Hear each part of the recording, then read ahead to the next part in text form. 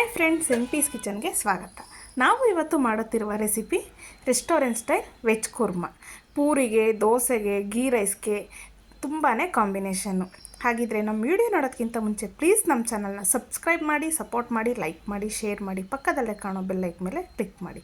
ಹಾಗಿದ್ರೆ restaurant style veg Kurma ಮಾಡೋ ವಿಧಾನ ಹೇಗೆ ನೋಡೋಣ ಬನ್ನಿ. ನೆಕ್ಸ್ಟು ನಾವಿಲ್ಲಿ ಮಸಾಲೆ ರುಬ್ಕೊಳ್ಳೋದಕ್ಕೆ ಒಂದು ಮಿಕ್ಸಿ ಜಾರ್ ತೊಗೊಂಡಿದ್ದೀನಿ.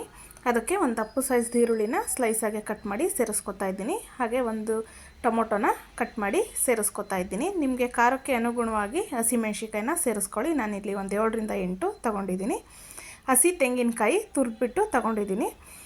ಹಾಗೆ ಇದಕ್ಕೆ ಕೊತ್ತಂಬರಿ ಸೊಪ್ಪು ಮತ್ತು ಪುದೀನ ಒಂದು ಇಡಿ ಆಗುವಷ್ಟು ತೊಗೊಂಡಿದ್ದೀನಿ. ಅದನ್ನು ಇದಕ್ಕೆ ಸೇರಿಸ್ಕೊಳ್ಳೋಣ. ಈಗ ಇದಕ್ಕೆ ನಾನು ಒಂದು ಅರ್ಧ ಇಂಚು ಚಕ್ಕೆ, 2 ಲವಂಗ, 1 ಏಲಕ್ಕಿನ ತಗೊಂಡು ಇದಕ್ಕೆ ಸೇರಿಸ್ಕೊತಾ ಇದ್ದೀನಿ. ಈಗ ರುಬ್ಬೋದಕ್ಕೆ ಈಸಿ ಆಗಲಿ ಅಂತ ಸ್ವಲ್ಪ ನೀರು ಸೇರಿಸಿ ನುಣ್ಣಗೆ ರುಬ್ಕೊಂಡು ಬರೋಣ. ನೋಡಿ, ಈ ಥರ ಇಷ್ಟು ಪೇಸ್ಟ್ ಇದ್ದರೆ ಸಾಕಾಗುತ್ತೆ. ತುಂಬ ನೈಸಿಗೆಲ್ಲ ರುಬ್ಬಬೇಕು ಅಂತ ಏನಿಲ್ಲ. ಒಂದು 90% 80% ರುಬ್ಕೊಂಡ್ರೆ ಸಾಕಾಗುತ್ತೆ. ನೆಕ್ಸ್ಟು ನಾನಿಲ್ಲಿ ಒಂದು ಕುಕ್ಕರ್ ತೊಗೊಂಡಿದ್ದೀನಿ. ಕುಕ್ಕರ್ ಬಿಸಿಯಾಗಿದೆ. ಅದಕ್ಕೆ 3ರಿಂದ 4 ಟೇಬಲ್ ಸ್ಪೂನ್ ಆಗುವಷ್ಟು ಆಯಿಲ್ನ ಸೇರಿಸ್ಕೊತಾ ಇದ್ದೀನಿ. ಈಗ ಆಯಿಲೆಲ್ಲ ಬಿಸಿ ಆಗಲಿ.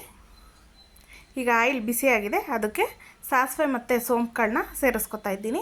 ನಿಮಗೆ ಸೋಂಪು ಕಾಳು ಮನೇಲಿಲ್ಲ ಅಂದರೆ ಸ್ಕಿಪ್ ಮಾಡ್ಬೋದು. ಹಾಕೋದ್ರಿಂದ ನಿಮಗೆ ಡೈಜೆಷನ್ನು ಚೆನ್ನಾಗಾಗುತ್ತೆ ಮತ್ತು ಗ್ಯಾಸ್ಟ್ರೈಟಿಸು ಆಗೋದಿಲ್ಲ. ಹಾಗೆ ಇದು ಒಗ್ಗರಣೆಗೆ ಒಂದು ದಪ್ಪ ಸೈಜ್ ಈರುಳ್ಳಿನ ಸ್ಲೈಸಾಗಿ ಕಟ್ ಮಾಡಿ ಸೇರಿಸ್ಕೊತಾ ಇದ್ದೀನಿ. ನೀವು ಚಿಕ್ಕ ಚಿಕ್ಕಗೂ ಕಟ್ ಮಾಡಿ ಸೇರಿಸ್ಕೋಬೋದು. ತುಂಬ ಸುಲಭವಾಗಿ ಈಸಿಯಾಗಿ ಮನೆಯಲ್ಲೇ ಹೇಗೆ ಮಾಡೋದು ಅಂತ ತೋರಿಸ್ತಾ ಇದ್ದೀವಿ.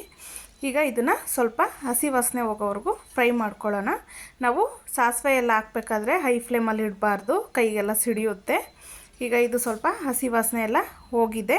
ಈಗ ಇದಕ್ಕೆ ನಾನು ಕರಿಬೇವಿನ ಸೊಪ್ಪನ್ನ ಸೇರಿಸ್ಕೊತಾ ಇದ್ದೀನಿ. ನಾನಿಲ್ಲಿ ಕಟ್ ಮಾಡಿ ಸೇರಿಸ್ಕೊತಾ ಇದ್ದೀನಿ. ನಿಮಗೆ ಫುಲ್ ಎಲೆ ಹಾಗೆ ಬೇಕು ಅಂದರೆ ಹಾಗೇನೂ ಸೇರಿಸ್ಕೋಬೋದು. ಈಗ ಶುಂಠಿ ಬೆಳ್ಳುಳ್ಳಿ ಪೇಸ್ಟ್ನ ಸೇರಿಸ್ಕೊತಾ ಇದ್ದೀನಿ.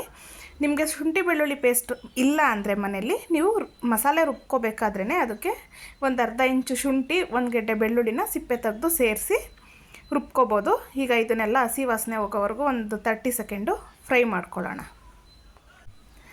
ನೋಡಿ, ಈಗ 30 ಸೆಕೆಂಡ್ ಆಗಿದೆ, ಫ್ರೈ ಆಗಿದೆ. ಅದಕ್ಕೆ ಈಗ ನಾವು ರುಬ್ಬಿಟ್ಕೊಂಡಿರೋ ಮಸಾಲೆನ ಸೇರಿಸ್ಕೊಳ್ಳೋಣ. ನಾವು ಮಸಾಲೆನ ಹಸಿದೇನೆ ಹಾಗೆ ರುಬ್ಬಿರೋದ್ರಿಂದ ನಾವು ಇದರಲ್ಲಿರೋ ಹಸಿ ವಾಸನೆ ಎಲ್ಲ ಹೋಗೋವರೆಗೂ ಸ್ವಲ್ಪ ಫ್ರೈ ಮಾಡ್ಕೋಬೇಕು. ಈಗ ಇದಕ್ಕೆ ನೀರೇನು ಸೇರಿಸ್ಬಾರ್ದು. ಹಾಗೆ 1-2 ನಿಮಿಷ ಇದನ್ನು ಚೆನ್ನಾಗಿ ಫ್ರೈ ಮಾಡ್ಕೊಳ್ಳೋಣ ಎಣ್ಣೆಯಲ್ಲಿ. ನೋಡಿ, ಈಗ ಫ್ರೈ ಆಗಿದೆ. ಅದು ಕಲರೂ ಚೇಂಜ್ ಆಗಿದೆ.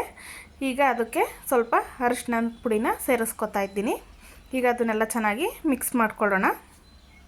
ಈಗ ನಾನು ಹೇಳ್ಕೊಡ್ತಾ ಇರೋ ರೀತಿಯಲ್ಲೇ ಮಾಡಿದ್ರೆ ಪರ್ಫೆಕ್ಟಾಗೇ ಬರುತ್ತೆ. ಟೇಸ್ಟು ಕರೆಕ್ಟಾಗಿರುತ್ತೆ. ರೆಸ್ಟೋರೆಂಟ್ ಸ್ಟೈಲಲ್ಲಿ ಮಾಡ್ಕೋಬೋದು. ವಿಡಿಯೋನ ಎಲ್ಲೂ ಸ್ಕಿಪ್ ಮಾಡಿದೆ, ಕೊನೆವರೆಗೂ ನೋಡಿ. ಈಗ ಇದು ಒಂದು ಕುದಿ ಬರ್ತಾ ಇದೆ, ಚೆನ್ನಾಗಿ ಕುದ್ದಿದೆ. ಈಗ ಇದಕ್ಕೆ ನಾವು ತರಕಾರಿನ ಸೇರಿಸ್ಕೊಳ್ಳೋಣ. ಇಲ್ಲಿ ನಾನು ಹಸಿ ಬಟಾಣಿ ತೊಗೊಂಡಿದ್ದೀನಿ, ಒಂದು ಅರ್ಧ ಕಪ್ ಆಗೋವಷ್ಟು. ನಿಮ್ಮ ಮನೇಲಿ ಹಸಿ ಬಟಾಣಿ ಇಲ್ಲ ಅಂದರೆ ನೀವು ಒಂದು ಬಟಾಣಿನ ನೈಟೇ ನೆನೆಸ್ಬಿಟ್ಟು ಒಂದು ಕೂಗಿಸ್ಕೊಂಡು ಸೇರಿಸ್ಕೋಬೋದು. ಈಗ ಬೀನ್ಸ್ನ ಸೇರಿಸ್ಕೊತಾ ಇದ್ದೀನಿ, ಒಂದು ಅರ್ಧ ಕಪ್ಪು. ನಾನು ತುಂಬ ಜಾಸ್ತಿ ಮಾಡ್ತಾಯಿಲ್ಲ, ಒಂದು 2-3 ಆಗೋವಷ್ಟು ಮಾಡಿ ತೋರಿಸ್ತಾ ಇರೋದು. ಹಾಗೆ ಒಂದು ಅರ್ಧ ಕಪ್ ಆಗೋವಷ್ಟು ಕ್ಯಾರೆಟು, ಒಂದು ಅರ್ಧ ಕಪ್ ಆಗೋವಷ್ಟು ನವಿಲುಕೋಸು. ನಿಮಗೆ ಯಾವ್ಯಾವ ತರಕಾರಿ ಇಷ್ಟನೋ ಅದನ್ನೆಲ್ಲನ ಇದಕ್ಕೆ ಸೇರಿಸ್ಕೋಬೋದು. ಈಗ ಒಂದು ಆಲೂಗೆಡ್ಡೆನ ಸಿಪ್ಪೆ ತೆಗೆದು ತೊಳೆದ್ಬಿಟ್ಟು ಕಟ್ ಮಾಡಿ ಸೇರಿಸ್ಕೊತಾ ಇದ್ದೀನಿ. ಹಾಗೆ ಇಲ್ಲಿ ಹೂಕೋಸನ್ನ ಸ್ವಲ್ಪ ಬಿಸಿನೀರಲ್ಲಿ ತೊಳ್ಕೊಬೇಕು. ಅದು ಔಷಧಿ ಹೊಡೆದಿರ್ತಾರೆ, ನಾವು ನೀಟಾಗಿ ತೊಳ್ಕೊಂಡು ಸೇರಿಸ್ಕೋಬೇಕು. ನಿಮ್ಮ ಹತ್ರ ಇಷ್ಟು ತರಕಾರಿ ಇಲ್ಲ ಅಂದರೆ ಒಂದು 3 ಥರದ ತರಕಾರಿ ಸೇರಿಸಿನೂ ಮಾಡ್ಕೋಬೋದು, ಚೆನ್ನಾಗಿ ಬರುತ್ತೆ ಟೇಸ್ಟು. ಈಗ ಇದನ್ನೆಲ್ಲ ಮಸಾಲೆಯಲ್ಲಿ ಸ್ವಲ್ಪ ಫ್ರೈ ಮಾಡ್ಕೊಳ್ಳೋಣ. ಮಸಾಲೆ ತರಕಾರಿಗೆ ಚೆನ್ನಾಗಿ ಹೊಂದಬೇಕು. ನಾವೀಗ ಇದನ್ನು 1 ನಿಮಿಷ ಇಲ್ಲ 2 ನಿಮಿಷ ಚೆನ್ನಾಗಿ ಮಸಾಲೆಯಲ್ಲಿ ಬೇಯಿಸ್ಕೊಳ್ಳೋಣ. ಮತ್ತು ತರಕಾರಿಗೆಲ್ಲ ಮಸಾಲೆ ಹೊಂದಿದ್ರೆ ಟೇಸ್ಟು ತುಂಬ ಚೆನ್ನಾಗಿ ಬರುತ್ತೆ. ನೋಡಿ, ಈ ಥರ ಈಗ ಒಂದು ಕುದಿ ಬಂದಿದೆ. ಅದಕ್ಕೆ ನಮಗೆ ಎಷ್ಟು ಬೇಕೋ ಅಷ್ಟು ನೀರನ್ನ ಸೇರಿಸ್ಕೊಳ್ಳೋಣ. ನಿಮಗೆ ಕನ್ಸಿಸ್ಟೆನ್ಸಿ ನೋಡಿಕೊಂಡು ಸೇರಿಸ್ಕೊಳ್ಳಿ. ನಾನಿಲ್ಲಿ ಪೂರಿಗೆ ಮಾಡ್ಕೊತಾ ಇರೋದ್ರಿಂದ ಸ್ವಲ್ಪ ತಿಕ್ಕಾಗೆ ಮಾಡ್ಕೊತಿದ್ದೀನಿ. ಈಗ ರುಚಿಗೆ ತಕ್ಕಷ್ಟು ಉಪ್ಪು ಸೇರಿಸ್ಕೊಂಡು ಒಂದು ಸರ್ತಿ ಮಿಕ್ಸ್ ಮಾಡ್ಕೊಳ್ಳೋಣ. ಉಪ್ಪು ಎಲ್ಲದಕ್ಕೂ ಹೊಂದಬೇಕು. ನೀವು ಗೀ ರೈಸ್ಗೆಲ್ಲ ಮಾಡೋದಾದರೆ ಸ್ವಲ್ಪ ತೆಳುವಾಗಿ ಮಾಡ್ಕೊಂಡ್ರೂ ನಡೆಯುತ್ತೆ. ಇಲ್ಲಿ ಚಪಾತಿಗೆ ಇಲ್ಲ ಪೂರಿಗೆ ದೋಸೆಗೆಲ್ಲ ಆದರೆ ಸ್ವಲ್ಪ ಗಟ್ಟಿಗೆ ಮಾಡ್ಕೊಳ್ಳಿ, ತುಂಬ ಚೆನ್ನಾಗಿ ಬರುತ್ತೆ ಟೇಸ್ಟು.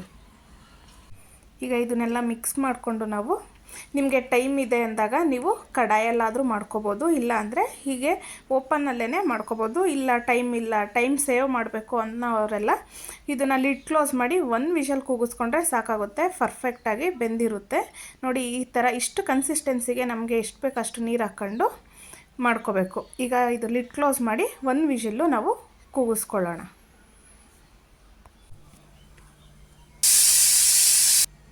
ನೋಡಿ ಈಗ 1 ವಿಷಲ್ ಕೂಗಿದೆ. ಈಗ ಲಿಡ್ ಓಪನ್ ಮಾಡೋಣ. ನಾವು 1 ವಿಷಲ್ ಕೂಗಿದ್ದಾದಮೇಲೆ ಅದು ಹಾಗೆ ಕೂಲ್ ಆಗೋದಕ್ಕೆ ಬಿಡಬೇಕು. ನೋಡಿ ಪರ್ಫೆಕ್ಟಾಗಿ ಬಂದಿದೆ, ಕನ್ಸಿಸ್ಟೆನ್ಸಿನೂ ಅಷ್ಟೇ ಕರೆಕ್ಟಾಗಿದೆ. ಈಗ ಇದನ್ನೆಲ್ಲ ಒಂದು ಸರ್ತಿ ಮಿಕ್ಸ್ ಮಾಡ್ಕೊಳ್ಳೋಣ. ಈಗ ನೀವು ಕೊನೆಯಲ್ಲಿ ನಿಮಗೆ ಬೇಕು ಅಂದರೆ ಫ್ಲೇವರ್ಗೆ ಸ್ವಲ್ಪ ಕೊತ್ತಂಬರಿ ಸೊಪ್ಪನ್ನು ಕಟ್ ಮಾಡಿ ಸೇರಿಸ್ಕೋಬೋದು. ನೀವು ಒಂದು ಸರ್ತಿ ಟ್ರೈ ಮಾಡಿ ಮನೇಲಿ ಹೇಗೆ ಬಂತು ಅಂತ ಕಮೆಂಟ್ ಮೂಲಕ ತಿಳಿಸಿ. ಮತ್ತಷ್ಟು ಈಸಿ ರೆಸಿಪಿಗೋಸ್ಕರ MP's ಕಿಚನ್ನ ಫಾಲೋ ಮಾಡಿ.